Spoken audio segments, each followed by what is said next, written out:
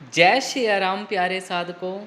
आज की इस प्यारी सी वीडियो में जानकारी लेके आया हूँ। सर्व पितृ अमावस्या के दिन हम किस प्रकार से पितरों की श्राद्ध करके उनकी विशेष कृपा को प्राप्त कर सकते हैं, उनकी आत्मा को शांति पहुंचा सकते हैं, उनका मोक्ष गति का रास्ता आगे प्रशस्त कर सकते हैं। यदि हमारे जीवन में भी पितृ दोष की वजह से हमारे बनते बनते कार्य खराब हो जाते हैं या मांगलिक कार्यों में हमेशा से अड़चनें बनी रहती हैं और पूरा परिवार एक गलत दिशा में बढ़ रहा है, जुए सट्टे इत्यादि गलत आदतों में घिरे हुए हैं, तो पूर्ण रूप से यदि मेरे द्वारा बताया गया आप इस श्राद्ध को अच्छे से कर लेते हैं अमावस्या के दिन, तो 100% से आपके ऊपर पूर्ण रूप से पितरों की ब्लेसिंग्स होंगी और पूर्ण रूप से वो आपके घर में विशेष आशीर्वाद देके पूरा घर में आपका सुरक्षा बंधन करके रखेंगे। जैसे कि श्राद्ध पक्ष के प्रथम दिन चंद्र ग्रहण लगा था, उसी प्रकार से अंतिम दिन अमावस्या के दिन हमारा सूर्य ग्रहण लगने जा रहा है। यह एक पूर्ण रूप से खगोलीय घटनाएं हैं, तो पूर्ण रूप से इंडिया में तो ये विजिबल नहीं है, फिर भी यह एक खगोलीय घटना है तो इसका हमारे ऊपर पूर्णतः प्रभाव पड़ता है। तो हम जैसे साधकों के लिए पूर्ण रूप से यह समय बहुत ज़्यादा जाप ध्यान सिद्धि साधनाओं के लिए महत्वपूर्ण होता है, तो उसके बारे में भी इस वीडियो के अंदर मैं जानकारी बताऊंगा। तो प्यारे साधकों, इस वीडियो को आप मेरे शुरू से लेकर अंत तक जरूर देखिए। यदि आपके कोई क्वेश्चन कोई प्रश्न है तो आप लिख के भेज सकते हैं, और जिन साधकों को अपना ओरा स्कैनिंग और नेगेटिविटी की चेकिंग करानी है या मेरे साथ जुड़कर मेडिटेशन क्लास को ज्वाइन करना है तो आप मेरे व्हाट्सएप नंबर पर कांटेक्ट करके जानकारी प्राप्त कर सकते हैं। साधकों, शुरू करते हैं इस प्यारी सी वीडियो को। तो प्यारे साधकों, कल है सर्वपितृ अमावस्या या पितृ विसर्जन अमावस्या भी बोला जाता है। तो यह रविवार के दिन हमारी पड़ रही है, तो इस दौरान हम पितरों का श्राद्ध कैसे करेंगे। जैसे यदि आपने अभी तक 15-16 दिन हमारे पितरों का पूर्ण रूप से अपना तर्पण मार्जन किया है अपने अपने पितरों का, तो पूर्ण रूप से उनकी ब्लेसिंग्स आपको 100% मिलेगी, उनका आशीर्वाद जरूर मिलेगा। बट जो साधक अपने घर में पितरों का स्थान नहीं बनाए हैं या पितरों के निमित्त तर्पण मार्जन नहीं कर रहे हैं और लगातार घर परिवार में समस्या बनी हुई है, हर एक प्रकार से उसे परेशानी होती है, तो केवल सर्वपितृ अमावस्या के दिन ही आप अपने घर में श्राद्ध करके उनके लिए भोजन या उनके लिए दान पुण्य करके या उनके लिए हवन इत्यादि या तर्पण मार्जन करके आप उनकी मुक्ति करा सकते हैं। जैसे बहुत सारे साधक जॉब की वजह से बाहर रहते हैं बट वो कर नहीं पाते हैं, तो अब किस प्रकार से हम श्राद्ध पक्ष की अमावस्या को सेलिब्रेट करेंगे।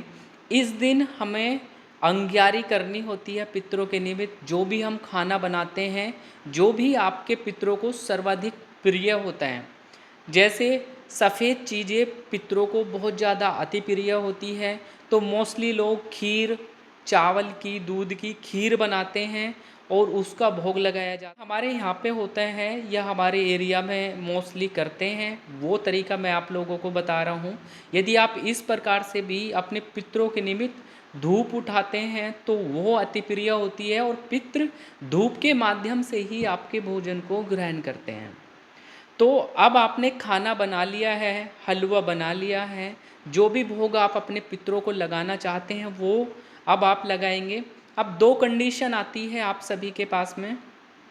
यदि आपने अपने पितरों का स्थान बनाया है, जैसे कोई खेतों पे बना देता है या कोई अपने घर के अंदर बना देता है, घर के बाहर बना देता है, तो जिन साधकों ने अपने घर में पितरों को स्थान दिया है उन साधकों को बिना खाए पिए बढ़िया तरीके से नहा धो के तैयार होकर अपने पितरों के स्थान पे जाना है। एक अंग्यारी जो उपला होता है, कंडा होता है, जैसे गाय के उपले को हम 75% बर्न कर लेते हैं, वह उपला लेना है। और इस दौरान पितरों को कच्ची लस्सी से स्नान करा सकते हैं। आप गंगा जल डालिए, थोड़ा जल, और उसमें दूध मिला के लेके जाते हैं। तो इससे आप अपने पितरों के स्थान पर दूध चढ़ा सकते हैं और पितरों को स्नान करवा सकते हैं। वहाँ की साफ़ सफाई करा के बढ़िया स्वच्छ करके रखिए। उसके उपरांत आप वहाँ पर बैठ सकते हैं और बैठने के उपरांत आप एक अंग्यारी लेंगे। अंग्यारी 75% हम उपले को बर्न कर लेते हैं। तो वो करने के बाद में आप उसको रखेंगे सामने। उसके ऊपर आप आह्वान करेंगे, आप थोड़ा सा घी छोड़ते हैं और एक दीपक इस प्रकार से जलाया जाता है उसी के पास में। तो दीपक पे से ही जैसे आप घी डालते हैं तो लो स्वयं उठ के वहाँ पे आ जाती है आपकी अंग्यारी के पास। तो लो को आप दीपक को थोड़ा अंग्यारी के पास में रखिएगा। जैसे आप पितरों का आह्वान करते हैं कि पितरों हमारे घर के आओ, तो आप अपना भोग को स्वीकार करें, तो आपके पितृ उस पर ज्योति रूप में विराजमान हो जाते हैं। उसके बाद आप उनको भोग जो भी देना है उसमें से थोड़ा थोड़ा भोग तोड़ तोड़ के आपको टुकड़े के रूप में आपको उस अंगारी पे करना है। इसके साथ में आप लौंग के जोड़े अर्पण कर सकते हैं। यदि आप चाहते हैं कि 108 जोड़े का आप हवन करें साथ में, तो आप घी में लगा लगा के आप ओम पितृदेवतभ्यो नमः स्वाहा या ओम पितृदेवतभ्य नमः, आप ऐसे भी कह के आप पूर्ण रूप से उसके अंदर छोड़ सकते हैं। जो भी आपने उसके बाद में जब आपकी अंग्यारी कंप्लीट होती है तो उसके चारों तरफ आप जल विसर्जन करते हैं, मतलब आपने उनको जल भी अर्पण करा दिया है। इस प्रकार से आप कोई भी भोग लगाते हैं तो वो देवता को, आपके पितृ देवता को प्राप्त होता है। यदि आप उनकी पुण्य तिथि के दौरान, जैसे कोई पंचमी में होता है, कोई तृतीया तिथि में होता है, कोई दसवीं में होता है, तो आप नहीं, सभी पितृ खुश हो जाते हैं यदि यह केवल आप कार्य कर लेते हैं। तो ये हमारा धूप का तरीका हो गया। इसके अलावा भी आप दोपहर के, मतलब इस क्रिया को आप 11 बजे के करीब में कर सकते हैं। और दोपहर के समय पे यदि आप करना चाहें तो पितरों के लिए एक हवन क्रिया भी आप कर सकते हैं, मतलब यज्ञ कर सकते हैं। पितरों को समर्पित करके आप आह्वान कर सकते हैं कि ओम विष्णु विष्णु विष्णु, मैं ये हवन अपने पितरों के निमित्त करने जा रहा हूँ। मेरा नाम ये है, मेरा गोत्र ये है और मेरे स्थान ये है। तो आप अपना पूरी डिटेल बता के आप बोल सकते हैं कि यह हवन मैं पितरों के समर्पित करने जा रहा हूँ, कृपया आप स्वीकार करें, ग्रहण करो और हमारे ऊपर अपनी विशेष ब्लेसिंग और हमारी सुरक्षा बना के रखें। इस प्रकार से करके आप हवन भी कर सकते हैं। पितरों को, आप सभी को कम से कम 5 वस्त्रों का दान जरूर करना चाहिए उनके नाम से। किसी ब्राह्मण को कर सकते हैं, जो कि ऐसे कपड़े हो जो कि एक ब्राह्मण उनको धारण भी कर सकें, ठीक है। तो कोई भी 5 वस्त्र आप सफ़ेद कलर के जरूर आप रखिए और पितरों के निमित्त आप डोनेशन कर सकते हैं दोपहर के समय पे अपने पितरों के नाम से, कि हमारे पितरों को ये वस्त्र प्राप्त हो। कभी कभी क्या होता है, जब हम पितरों का एनालिसिस करते हैं तो पर्टिकुलर उनके सूक्ष्म शरीर के ऊपर वस्त्र इत्यादि नहीं दिखाई देते हैं। वो उनके पितरों के साथ में होता है जो कि अपने पितरों का श्राद्ध नहीं करते, तर्पण मार्जन नहीं करते और ना ही उनके लिए कोई दान करते हैं। तो जब जैसे ही आप ये दान करते हैं तो वैसे ही आपके घर के पितरों के ऊपर वस्त्र इत्यादि दिखने लग जाते हैं। तो सूक्ष्म शरीर उनका वस्त्र पहन लिया तो वो शांत हो जाते हैं। तो हर एक चीज़ आपके पितरों को रिक्वायर्ड होती है, वो आप सभी को देना चाहिए, क्योंकि आप कहीं ना कहीं उन्हीं के तेज से उत्पन्न हुए हैं। बाद को अब आप कोई सतनजा भी ले सकते हैं, 7 तरह का अनाज ले सकते हैं और लेने के बाद में पक्षियों को आप दाना डाल सकते हैं, किसी मंदिर में डाल के आ सकते हैं। जहाँ पे भी पक्षी अवेलेबल होते हैं वहाँ पे आप उनके निमित्त डालिए। यदि आप करते हैं डेली बेसिस में, मेरी वीडियो देखते हैं, तो आप सभी ने पूरे 16 दिन आपने पंच बलि जरूर करी होगी। एक रोटी गाय के लिए, एक कुत्ते के लिए, एक कौवे के लिए और एक चींटियों के लिए और पूर्ण रूप से देवताओं के लिए। ये पंच बलि का क्रम यदि आपने किया है तो आप पितृ अमावस्या के दिन भी आप इसको फॉलो करेंगे। इस प्रकार से यदि आप अपने देवता को भोग और दान समर्पित करते हैं तो 100% उनको लगता है और उनकी ब्लेसिंग्स आपके लिए बहुत अच्छी होती हैं।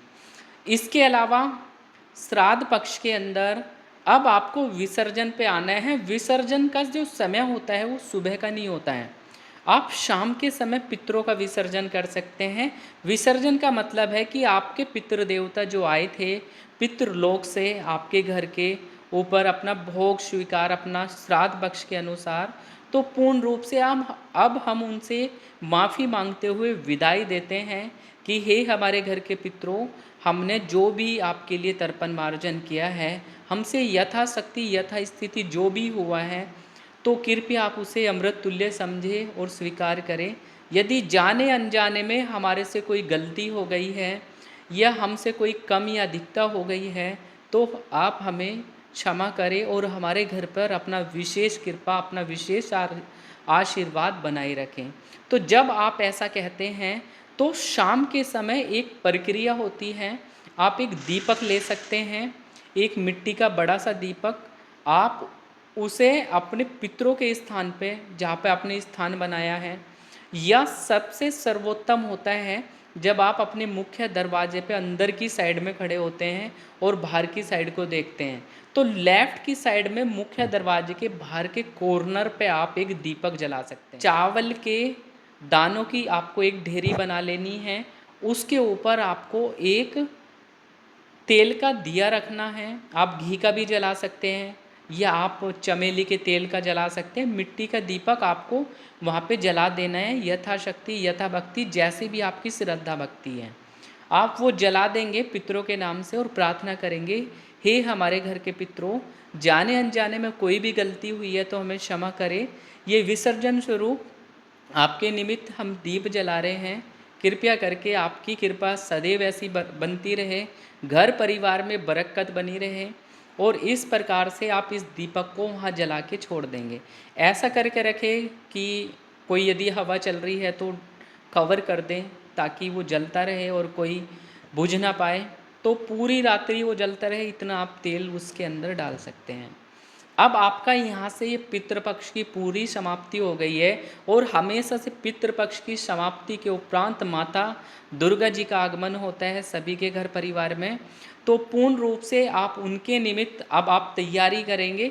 तो सुबह के समय उठकर आप इस चावल को कहीं भी आप पक्षियों को डाल सकते हैं, और इस दीपक का आपको जल प्रवाह कर देना है साफ पानी के अंदर। सेकंड चीज़ आपकी, पितृ अमावस्या के दिन हमारा सूर्य ग्रहण पड़ रहा है, जो कि रात्रि के 10:30 बजे के करीब से 10:37 से स्टार्ट होके 3:30 बजे के करीब तक का हमारा सूर्य ग्रहण का काल है। वैसे तो इंडिया में यह विजिबल नहीं है, फिर भी यह एक बहुत बड़ी खगोलीय घटना होती है। तो जहाँ पे ये विजिबल होगा वहाँ पे तो बहुत पावरफुल रिजल्ट मिलेंगे साधकों को, और जहाँ पे आप जैसे हमारे यहाँ विजिबल नहीं है, फिर भी इस दौरान मंत्रों को जाप करने से आपको डेफिनेटली फल तो ज़रूर मिलेगा।